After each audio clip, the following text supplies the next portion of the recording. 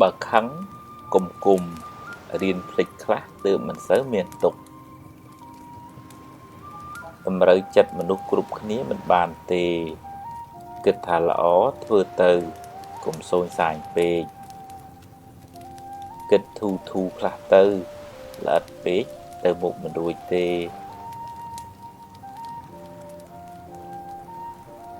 កុំនិយាយដើមគេអី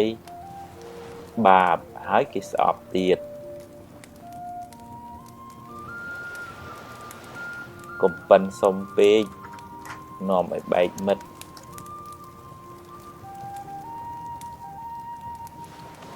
កុំស្មុគស្មាញពេករឿងណាត្រូវកើតខាត់ក៏មិនបានដែរលំបាកចិត្តពេកទៅដោះអីមិនចេញដដែលដោះបានប៉ុណ្ណាយកប៉ុណ្ណឹងទៅកុំចង់ឲ្យតែគេយល់ពីអ្នកត្រូវចេះយល់ពីគេខ្លះផងពូកែប៉ុណ្ណាក៏មិនត្រូវធ្វេសប្រហែសដែរមានស្រឡាញ់មានស្អប់មានជួបមានព្រាត់ជារឿងធម្មតា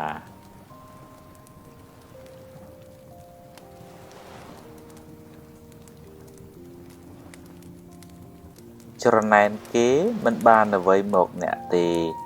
បានត្រឹមតែក្តៅក្រហាយនិយាយច្រើនតែឥតប្រយោជន៍នៅស្ងៀមប្រសើរជាងហួងហែងច្រើនមានទុក្ខច្រើនសម្រាប់កំហឹងបានទើបរស់នៅបានសុខ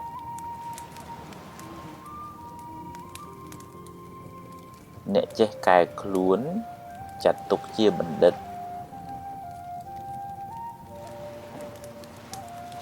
ឈ្នះខ្លួនឯងប្រសើរជាងឈ្នះមនុស្សរាប់ពាន់នាក់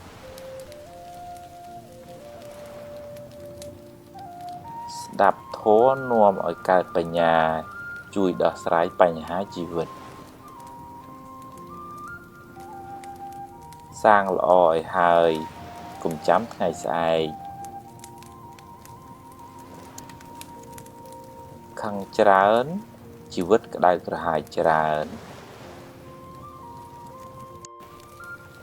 ស្លាប់ទៅយកអ្វីមិនបានទេរៀនធ្វើទានខ្លះទៅ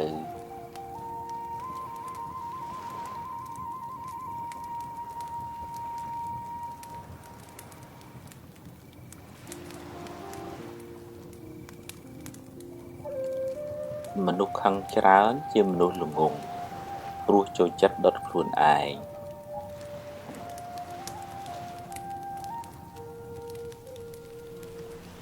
ស្រឡាញ់ខ្លាំង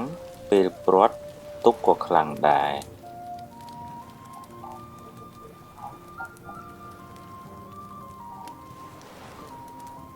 ធ្វើជាមនុស្សទឹកកុំធ្វើជាមនុស្សភ្លើង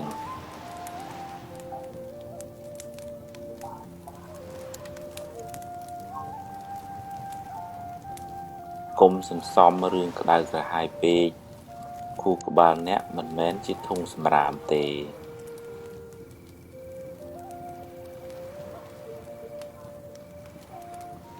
កុំផ្ញើសេចក្តីសុខលើរបស់ខាងក្រៅទាំងស្រុងពេកប្រយ័ត្នខកចិត្ត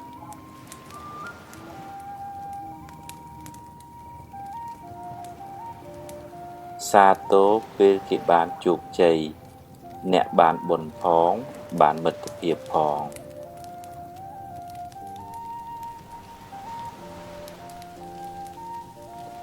នរណាក៏មានកំហុសដែរហើយការចាប់កំហុសអ្នកដទៃមិនមែនជាការងារចាំបាច់របស់អ្នកទេ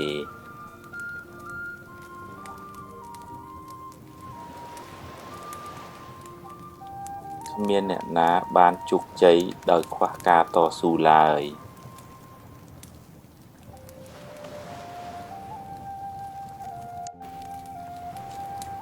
ទឹកចិត្តមេត្តាធ្វើឲ្យចិត្តអ្នកត្រជាក់មុនគេ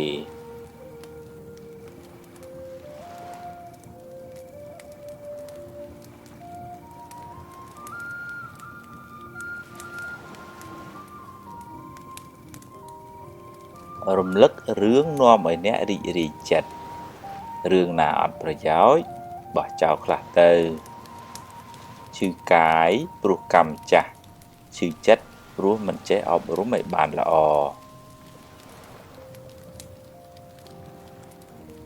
បើគេខឹងគេដុតខ្លួនគេហើយបើអ្នកខឹងគេវិញអ្នកក៏ដុតខ្លួនឯងដែរមនុស្សមិនល្អគ្រប់10ទេរៀនមើលចំណុចល្អគេឲ្យបានច្រើនពេលនិយាយស្ដីឲ្យគិតក្រែងចិត្តគេខ្លះផង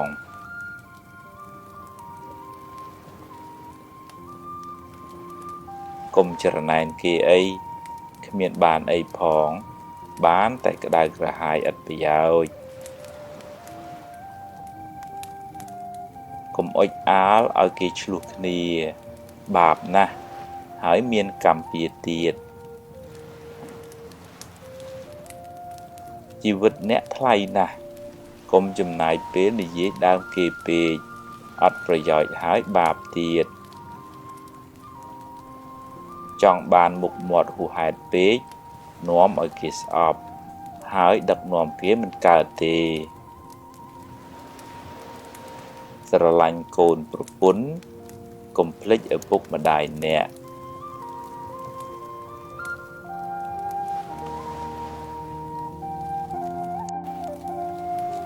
គ្មានអ្នកណាចេះតែធ្វើតាមចិត្តយើងគ្រប់ពេលទេរៀនអត់ធន់ខ្លះទៅបើខុសសុំទោសគេទៅឆាប់ចប់រឿង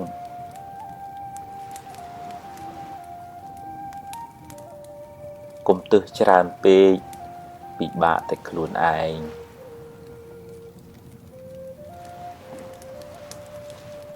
ខឹងច្រើនឆ្លោះច្រើនចម្រើនទុក្ខ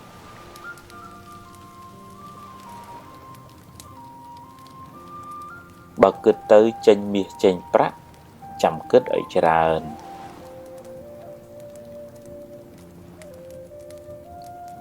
កុំចូលចិត្តរមាស់មាត់និយាយដើមគេពេកបាបហើយមានកម្មពៀទៀតកាប់ប្រឡាយទើបទឹកវាហូរប្រឹងសាងទើបសំណាងកើតកុំចូលចិត្តជន់ជើងគេឯងក្រែងឈរជើងមិនបានយូរបើសរសើរឲ្យគេឮគ្រប់គ្នាបើបន្ទោសរកកន្លែងណាស្ងាត់បើដាស់តឿនគេត្រូវមើលពេលតាំងចិត្តឲ្យល្អហើយនិយាយឲ្យពីរោះស្ដាប់ផង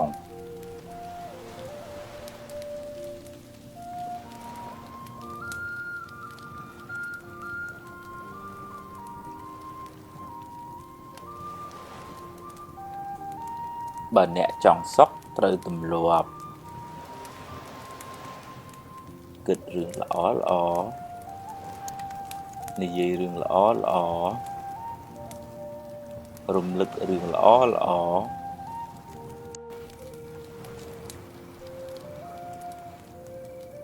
សេពគប់មនុស្សល្អរៀនលើកលែងទោសមើលមនុស្សត្រង់ចំណុចល្អ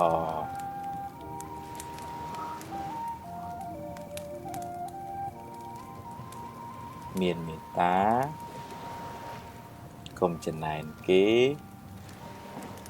កុំខឹងកុំគុំ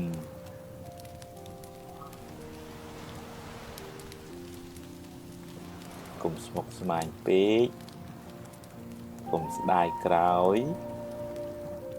កុំបារម្ភពេក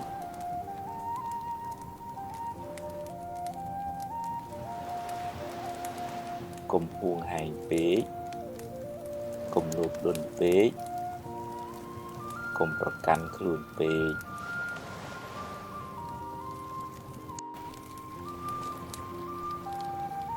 កុំសូវមើលរឿងក្តៅក្រហាយកុំមើលទោសគេពេក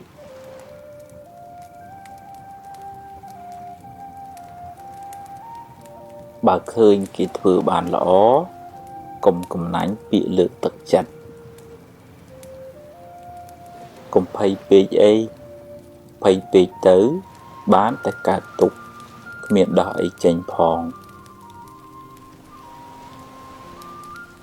ចង់ឲ្យគេគោរពត្រូវចេះគោរពគេមុន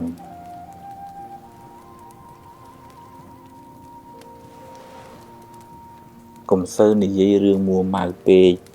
ខាតពេលផងខូចចិត្តផងហើយបាបទៀតកុំយកកំហឹងជាម្ចាស់ត្រូវធ្វើជាម្ចាស់កំហឹងវិញ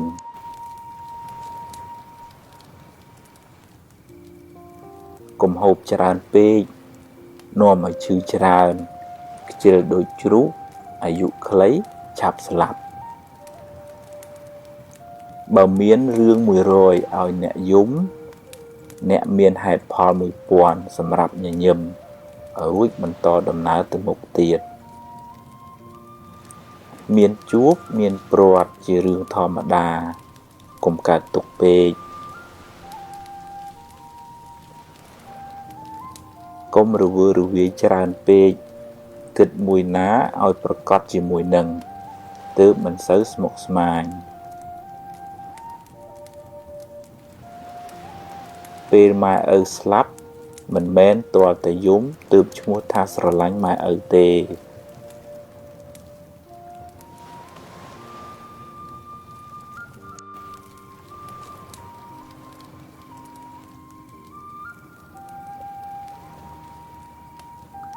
យកឈ្នះកំហឹងក្នុងចិត្តអ្នក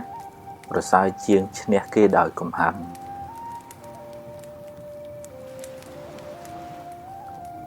រៀនសប្បាយចិត្តនឹងអ្វីដែលអ្នកមានអ្នកនឹងមិនសូវកើតទុក្ខពេកទេ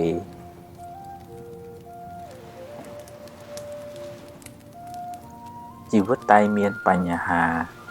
គ្មានអ្នកណាជៀសផុតទេ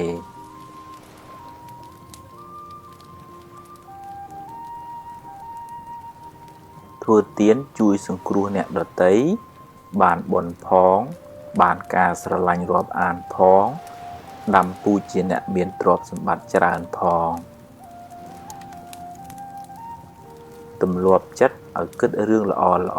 រឿងត្រូវជីវិតមិនសូវមានទុក្ខទេផ្ទះជាជំរកកាយគុណធម៌ទាំងឡាយជាជំរកចិត្ត